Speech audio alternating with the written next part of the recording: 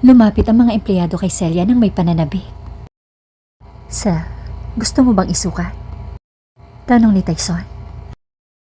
Sasagot na sana si Celia nang hikayatin siya ng mga empleyado sa shop sa dressing room.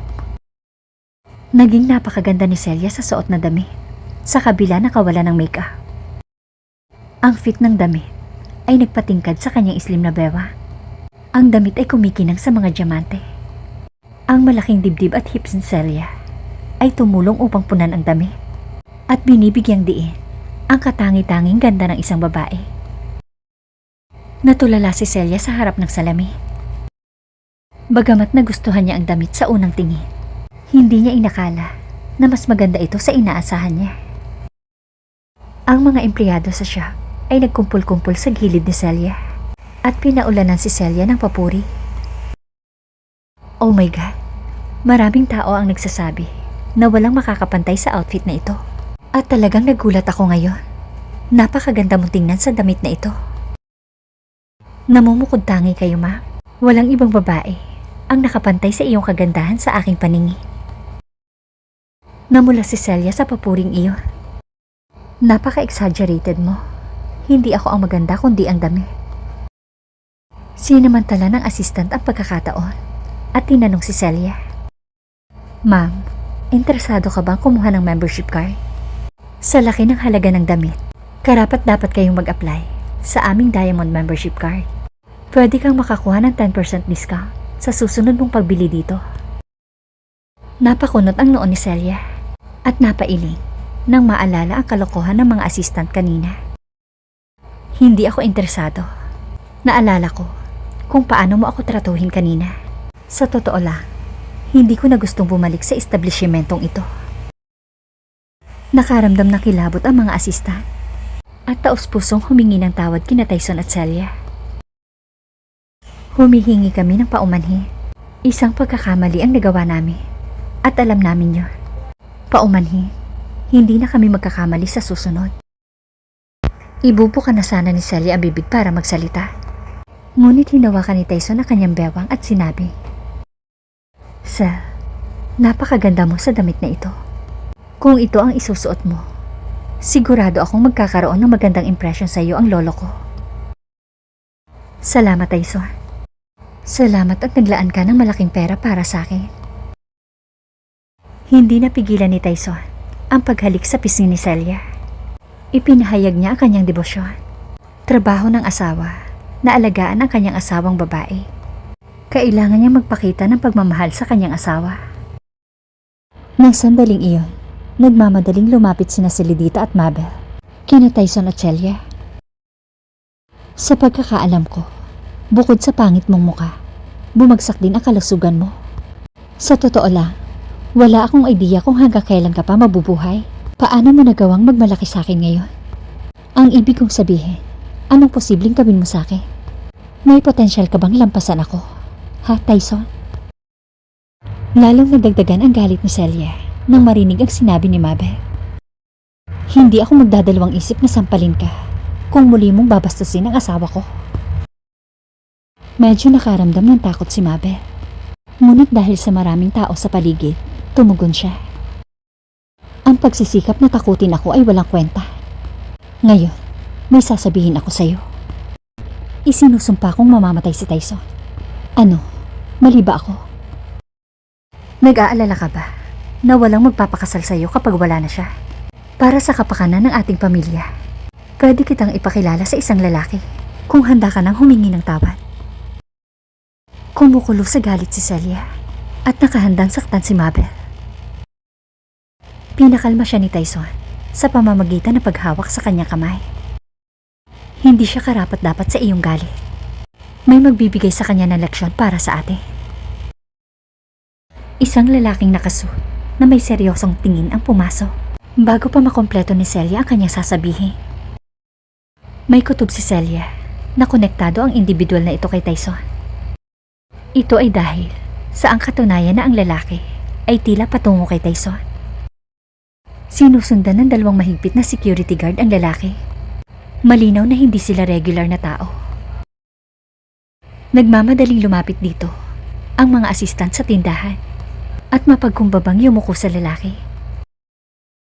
Bakit ka nandito, Mr. Reed? Bakit hindi mo ito ipinaalam sa amin? Noon lang napagtanto ni Celia na ang lalaki ay general manager sa Global Mall. Ang general manager ay walang anumang ekspresyon sa mukha. Direkta itong humakbang patungo kay Tyson nang hindi tumitingin sa paligid. Sabay inilahad ang kamay at sinabi, "Ako ang nangangasiwa sa mga operasyon sa Global Mall. Ako nga pala si Mr. Reed.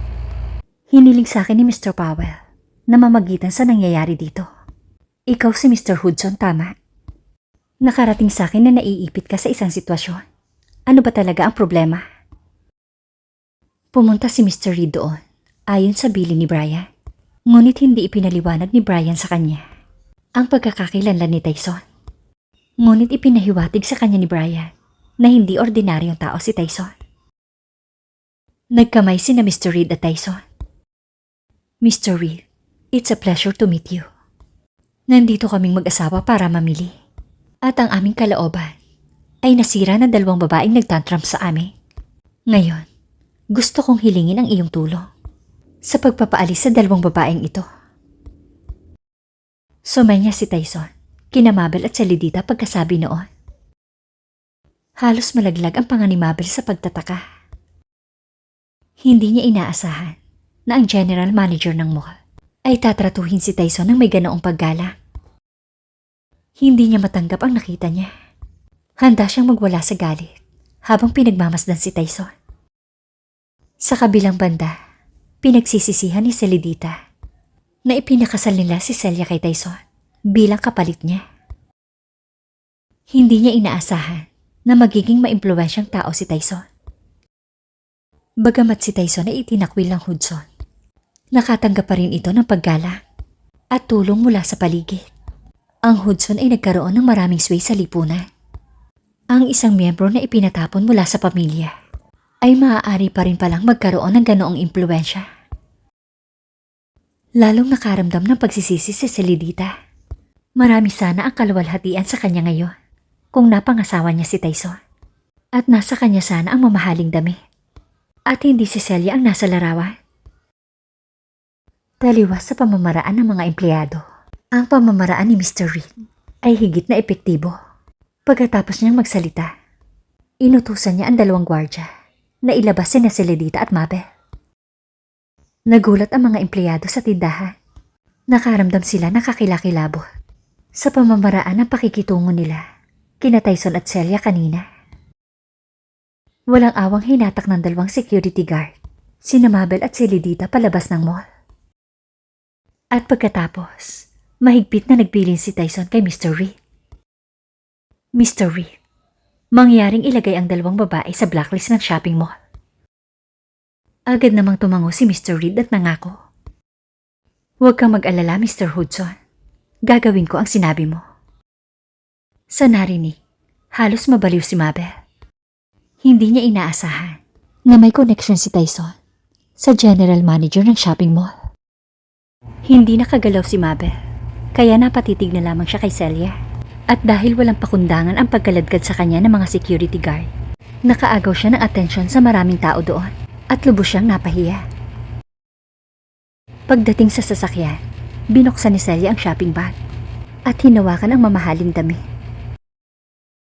"Tyson, bakit ka gumastos ng napakalaking pera sa isang peraso ng damit? Sa tingin ko ay napakamahal nito. Sa kabila ng katotohanan na nagustuhan ko ito ng husto." May nakahanda ng paliwanag si Tyson. "Ang perang pinambili ko ng damit na yan ay regalo sa akin ng aking lolo. Naglagay ang lolo ko ng pera sa aking account at sinabi niyang gastusin ko ito sa'yo. Nag-request din siya na isama kita sa isang shopping mall. Kaya napagdesisyonan kong dalahin ka sa Global Mall. Hindi ko inaasahan na ang pera ng lolo ko ay magiging sapat sa damit na ito." Sa mga tuntunin ng kayamanan, ang Hudson ay kabilang sa mga piling tao. Ang mga ito ay hindi nagdadalawang isip na gumastos ng malaki. Sa katunayan, ang bagay na ito ay gawain ng isang mayamang pamilya. Ngunit ang tunay na nagpagulat kay Celia ay kung gaano siya kamahal ng lolo ni Tyson. Ang kanyang kagalakan kay Tyson ay tunay, ngunit hindi niya maalis ang pakiramdam na may kakaiba. Marami pa siyang mga tanong. Kinahapunan, pagdating na kanilang sasakyan, halos mapanganga si Celia sa mansyon na nasa harapan niya. Noong araw na kanilang kasal, mahigpit ang kanyang schedule at umalis agad sila pagkatapos nilang ikasal ni Tyson. Mula sa maliit na nakita niya noon, naisip niya na ang bahay ng pamilya Hudson ay parang isang napakagandang palasyo. Ngunit ngayon, nang muli niyang titigan ang kabuuan nito, napagtanto niya na ito ay lumampas sa kanyang imahinasyon. Ang lugar ay napapaligiran ng bundok at kakahuyan. Napakaganda nito. Ang pagkakaukit ng bahay ay maluho at kahanga-hanga. Ito ay bihira sa buong mundo. Ang lugar ay napakalaki na maihahambing sa isang palasyo. Ang grupo ng mga katulong ay nakatayo sa may pintuan. Nang sandaling huminto ang kanilang sasakyan, lumapit ang isang katulong upang pagbuksan sila. Welcome home, Mr. and Mrs. Hudson. Ang isang grupo ng mga katulong ay sabay-sabay na yumuko. Nagulat at nataranta si Celia. Malinaw niyang naalala na si Tyson ay hindi pinapabura ng pamilya Hudson. Sa katunayan, hindi sila nakatanggap ng ganoon kainit sa araw ng kanilang kasal. Kaya paanong may mga katulong na sumalubong sa kanila ngayon? Nang makita ni Tyson kung gaano nagulat si Celia sa pagtanggap sa kanila, ibinaba niya ang kanyang ulo at bumulong. Siguradong lolo ko ang nag-ayos nito. May sasabihin pa sana si Tyson nang lumabas ang isang matandang lalaki na may kulay ang buhok. Napapaligiran ito ng grupo ng mga tao habang papunta sa kanila gamit ang tungkol. Sir, bumaba na tayo. Nandito na ang lolo ko. Ibinigay ni Tyson ang susi ng kotse sa isa sa mga katulong at hiniling na iparada ang kanilang sasakyan. Pagkatapos ay mabilis siyang pumunta kay Celia at inilalayan ito sa pagbaba sa sasakyan. At sabay silang naglakad patungo sa kanyang lolo. Lolo? Magiliw na tawag ni Tyson nang nasa harap na sila ni Gibson. Marahan niyang hinila si Celia sa braso at ipinakilala. Lolo, ito ang asawa ko, si Sel, mula sa pamilya ng Canor. Tinitigan ni Celia si Gibson. Nasa 70s na ang matandang nasa harapan niya. Bagamat medyo payat ang mukha nito, mas malinaw pa ang mukha nito kaysa sa dingding. Si Gibson ay isang matangkad na lalaki. At kahit matanda na ito, kitang-kita ang pagiging gwapo nito noong bata pa ito. Sa kabila ng edad nito, tuwid pa rin itong nakakatayo na hindi karaniwan sa matatandang kaedad nito. May kakaibang naramdaman si Celia. Hindi niya maipaliwanag ang hitsura ni Gibson sa lalaking nakasiping niya noon. Gayunpaman, ang mukha ni Gibson ay puno ng mga bakas ng oras, habang ang lalaking nakasiping niya ay nasa kalakasan. Nakita niya ang ama ni Tyson na si Danilo at ang kapatid nitong si Mac. Kahit meron silang pisikal na pagkakatulad kay Gibson, mas angat pa rin ang hitsura ni Gibson. Sa kabaligtaran, ang lalaki mula sa gabing iyon ay kamukhang kamukha ni Gibson. Sigurado si Celia na kung mas bata si Gibson ng 10 taon, magiging kasing gwapo nito ang lalaking iyon.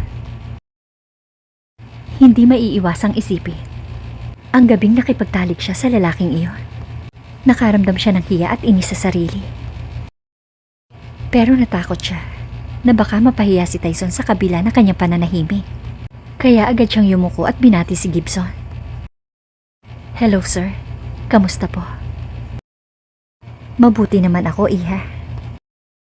Habang hawak ang kamay ng dalawa, nagsalita si Gibson. My grandson is finally married. That's great. Tumingin muna siya kay Celia at ngumiti ng may kasiyahan. Pagkatapos ay tinukso niya si Tyson. Balita ko hindi malaking pamilya ang Canor Group. Pero ang babaeng pinalaki nila ay edukado at maganda. Sa tingin ko mas maganda siya sa asawa ng kapatid mo. Lalong namula ang mukha ni Celia. Ngumiti siya at sinabi, I'm flattered. Salamat.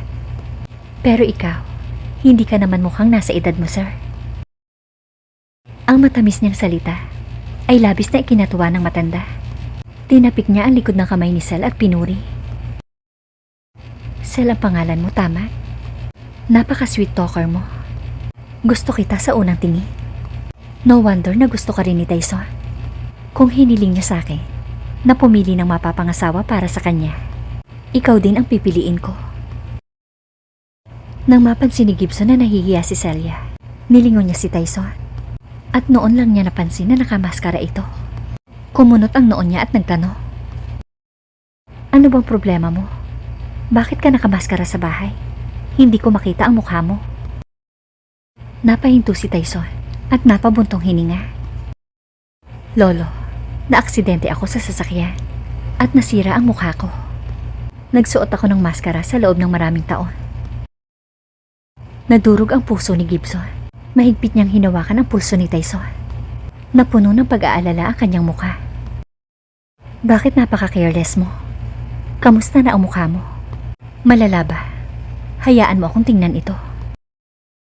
Aalisin na sana niya ang maskara ni Tyson upang makita kung gaano kalubha ang pinsala. Ngunit kaagad na lumayo sa kanya si Tyson. Sumilay ang hinala sa mga mata ni Gibson. Nang akmang hihilingin niyang tanggalin ni Tyson ang maskara, isang matalim na boses ng lalaki ang humarang sa kanya. "Wow, nandito na pala si Tyson. Pambihirang bisita." Nang lumingon sila, nakita nilang nakangiti si Mac. Naglalakad ito patungo sa kanila, kasama si Danilo. "Tyson, napakahirap hilingin na bumisita ka.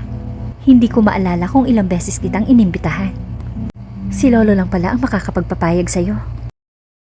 Habang nagsasalita, kinusot ni Mac ang kanyang mga mata at tumingin kay Celia.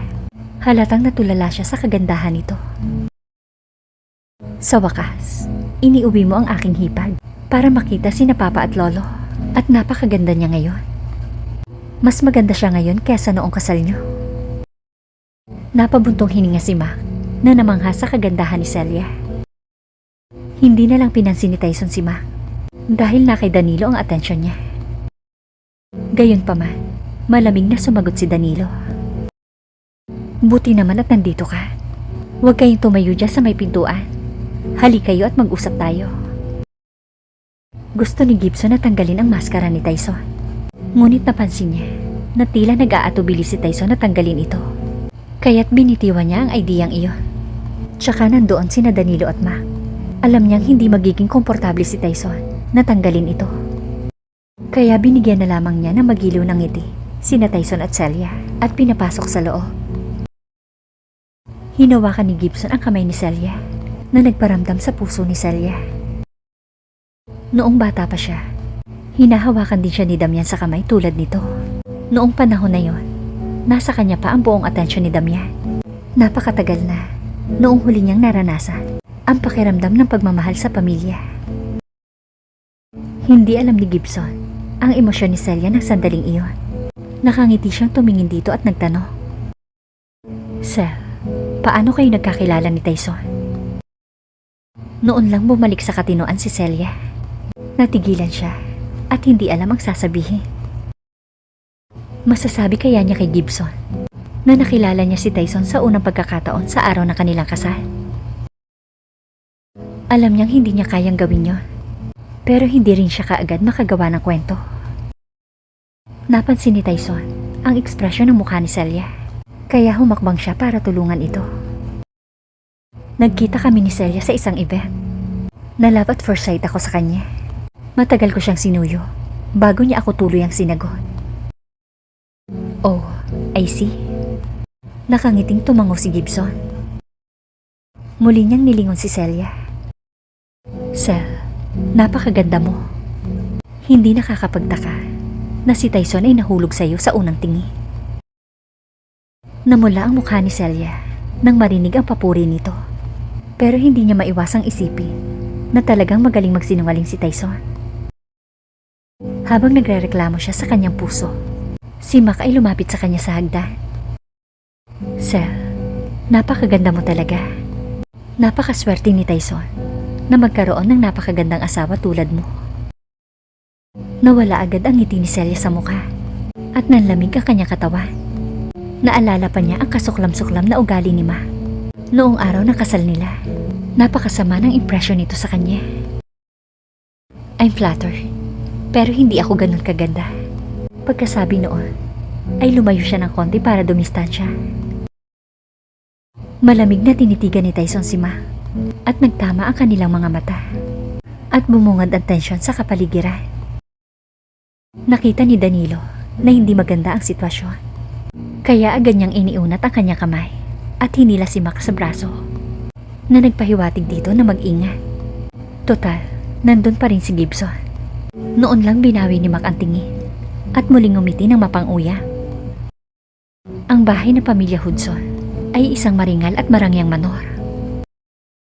Dinala ni Gibson sina Tyson at Celia sa isa sa mga magagandang gusali na siyang sala ng pamilya Hudson. Ang mga kasambahay ay nagdala ng kape, tsa, at iba pang inumin at inihain sa kanila sa paraang kapuri-puri. Hindi maiwasan ni Celia na makita sa kanyang puso ang eksenang nasa harapan niya. Noong nabubuhay pa ang kanyang ina at nakatira pa siya sa bahay ng pamilya Canor, inayos din ng kanyang ina ang ilang katulong na mag-asikaso sa kanyang pagkain at pang-araw-araw na buhay bukod kay Flavia. Akala niya ay sobra-sobra na iyon. Ngunit kung ikukumpara sa pamilya Hudson, ito ay wala. Mula nang pumasok siya sa pamilya Hudson, nakita niya ang dose-dosenang mga katulong. Malinaw, ang kayamanan ng pamilya Hudson at ng pamilya Canor ay hindi maihahambing. Sa katunayan, ang pamilya Hudson ay nararapat na tawaging pinakamayaman at makapangyarihang pamilya. Pero peke ang wedding ring na inihanda nila para kay Tyson. Ipinakita lang nito na wala siyang mataas na posisyon sa pamilya Hudson, maliban kay Gibson. Hindi siya pinansin ng ibang miyembro ng pamilya Hudson. Pagkapasok ni Gibson sa kwarto, ay umupo siya sa sofa at sinabi kay Tyson at Celia, "Kayong dalawa, halika at maupo sa tabi ko." Tumango sina Celia at Tyson at umupo sa tabi niya. Pagkaupo ni Celia, ay tumabi sa kanya si Ma. "Cel, kamusta na ang lahat? Pagkatapos mong ikasal kay Tyson, inaalagaan ka ba niya ng mabuti?" Tiningnan niya si Tyson at sinabi, "Tyson, napakagandang babae ni Cel at hindi mo siya pwedeng baliwalain." Puno ng provocation ang tono niya, pero mahina lang ang sagot ni Tyson. "Huwag kang mag-alala, iniingatan kong mabuti ang asawa ko." Mabilis ding nagsalita si Celia. Napakabuting asawa ni Tyson sa akin. Habang nagsasalita siya, lumapit siya kay Gibson para ilayo ang sarili kay Ma. Hindi siya komportable sa titig ni Ma at hindi siya nakatiis. Sa tuwing makikipag-ugnayan siya dito, naalala niya ang oras na sinubukan itong itapon ang business card sa kanyang dibdib noong araw ng kasal nila ni Tyson at nakaramdam siya ng pagkasukla. Napansin ni Gibson na may mali, ngunit alam niya kung gaano kawalang hiya si Ma. Nilingon niya si Celia at nagtanong, "Cel, anong gusto mong inumin?" Ngumiti si Celia at sinabi, "Isang tasa ng tsa kung okay lang." Maya-maya pa ay may nagbuhos ng tsa sa kanyang tasa. Nang sandaling iyon, lumapit ang isang katulong na nagpark ng sasakyan ni Tyson at magalang na ibinalik ang susi. Kinuha ni Tyson ang susi at itatabi na sana, ngunit ibinaling ni Gibson ang kanyang ulo sa gilid at nakasimangot na nagtanong, "Anong uri ng kotse ang kinagamit mo?" Saglit na huminto ang kamay ni Tyson at mabilis na sumagot, "Volkswagen." "Volkswagen ang sasakyan mo? Paano ka nakakapagmaneho ng ordinaryong sasakyan?" Mukhang nataranta si Gibson. Biglang naging banayad ang ekspresyon ng lahat. Nabaling ang atensyon nila kay Tyson at naghintay sa sagot nito. Habang nakatingin ang lahat, inilagay ni Tyson ang susi sa bulsa at ngumiti. "Sa tingin ko ang Volkswagen ay mabuti, komportable at ligtas." Lalong lumalim ang pagkunot ng noo ni Gibson. Inilibot niya ang kanyang mga mata kay Tyson at sinabi, "Kailan ka pa naging matipid?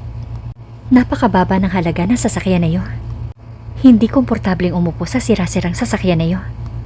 Wala akong pakialam kung gusto mong pahirapan ang sarili mo. Pero kung pahihirapan mo ang aking apong babae, tuturuan kita ng leksyon.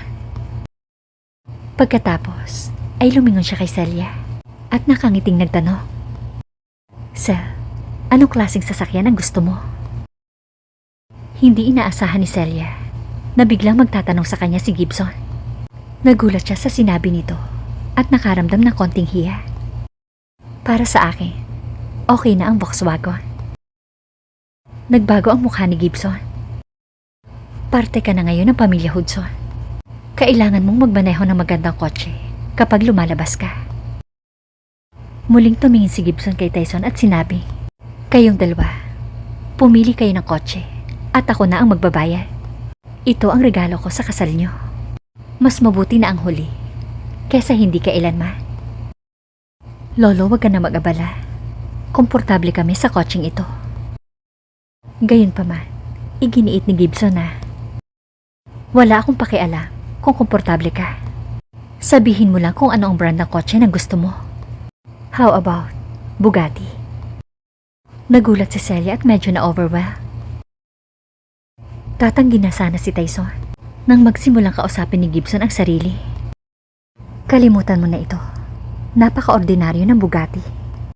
Kamakailan lamang, nakakuha ako ng pinakabago, pinakamahal, at limitadong edisyon. At naisip kong yun ang iregalo sa inyo. Habang inihahanda ang ulam, muling nagsalita si Gibson. Tiyak na gutom na kayong lahat. Mas mabuti sigurong magsimula na tayong kumain.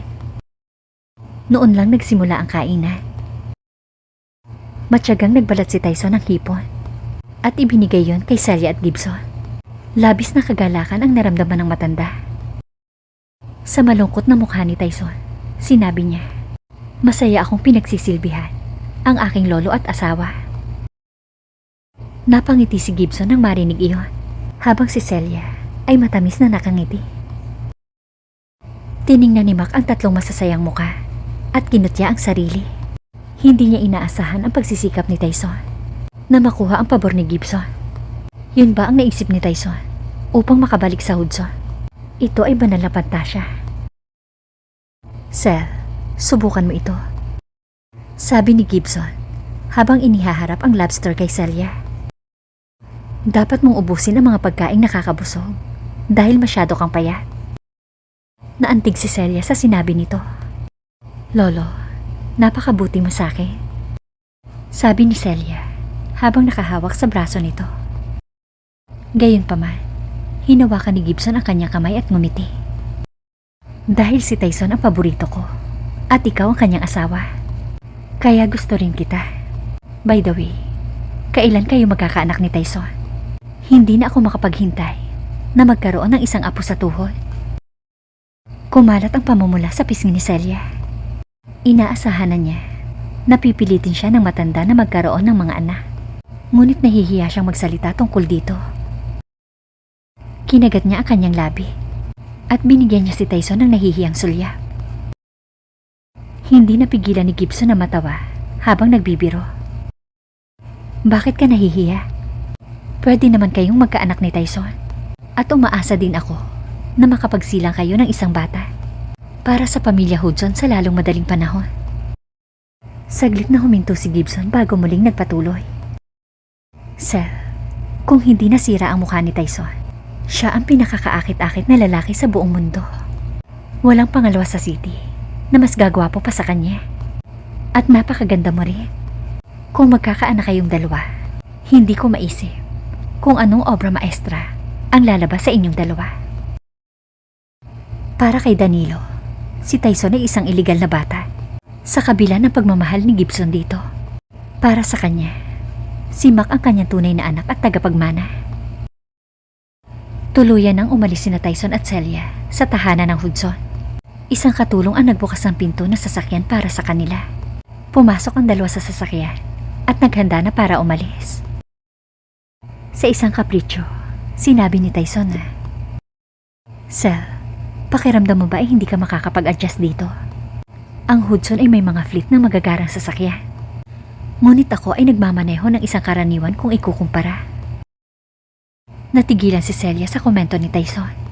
Ngunit mabilis siyang nakabawi at sinabi, Tyson, mas gusto ko ang Volkswagen mo kesa sa mga luxury vehicles. Sa piling mo, gusto ko ng tahimik at hindi komplikadong buhay. Natatakot akong isipin mo ang pagkakaiba ko. Hindi mangyayari yon. Basta nasa akin ka, hindi ko na kailangan ng iba. Yumuko si Tyson at hinalikan si Celia sa ulo habang nagmamaneho at ngumiti. Sir, inaasahan ng aking lolo ang pagkakaroon ng apo sa tuhod. Sa tingin mo, kailan tayo magkakaanak? Nagulat si Celia sa tanong na iyon ni Tyson. Inilayo niya ang kanyang mukha at sinabi, Sa totoo lang, gusto ko na ring magkaanak tayo. Inakala niyang hindi narinig ni Tyson ang kanyang sinabi. Kaya humarap siya dito at sinabi, Pangako, totoo ang sinabi ko. Alam kong nagsasabi ka ng totoo, sir. Kinurot niya ang pisngi nito at sinabi, Ngunit nakikita kong nag-aalala ka sa isang bagay. Bakit ka nababalisa? Sabihin mo sa akin. Tumingin siya sa mga mata ni Celia at umaasang mababasa ang iniisip nito. Malumanay na tumugon si Celia. I have some reservations. Bago lang ako sa Shamsi Group at hindi ko pa napapatatag ang sarili ko. Plano kong maglaan ng maraming oras at pagsisikap sa aking trabaho at isulong ang aking karera. Bilang karagdagan, nagtatrabaho ako doon para kay Brea at ang kanyang kasikatan ay nagsisimula ngayon.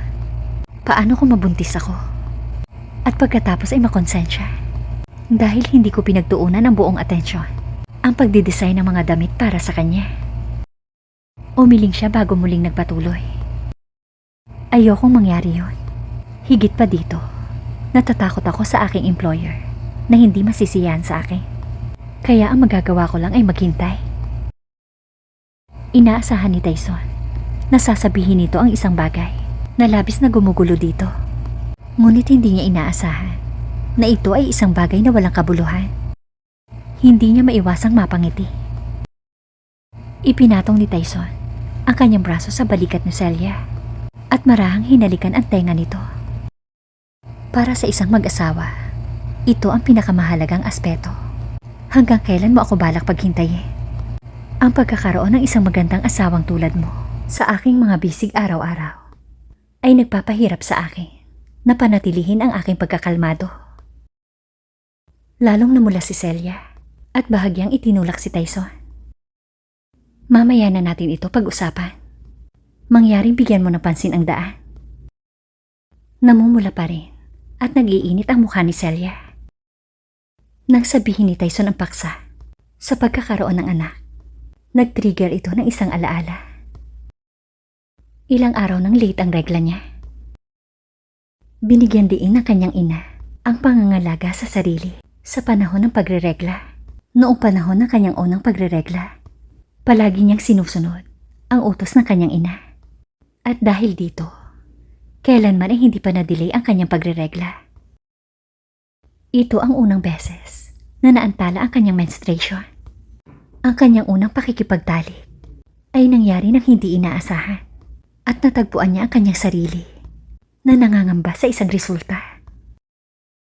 Pagkatapos niya makipagtalik sa isang lalaki, pinilit siya ni Damian na pakasalan si Tyson. Kaya hindi niya nagawa ang mga kinakailangang contraceptives sa pinakamainam na sandali. Ang imahinasyon ni Celia ay umusbong sa isang nakakatakot na idea. Nabuntis ba siya ng lalaki mula sa one night stand?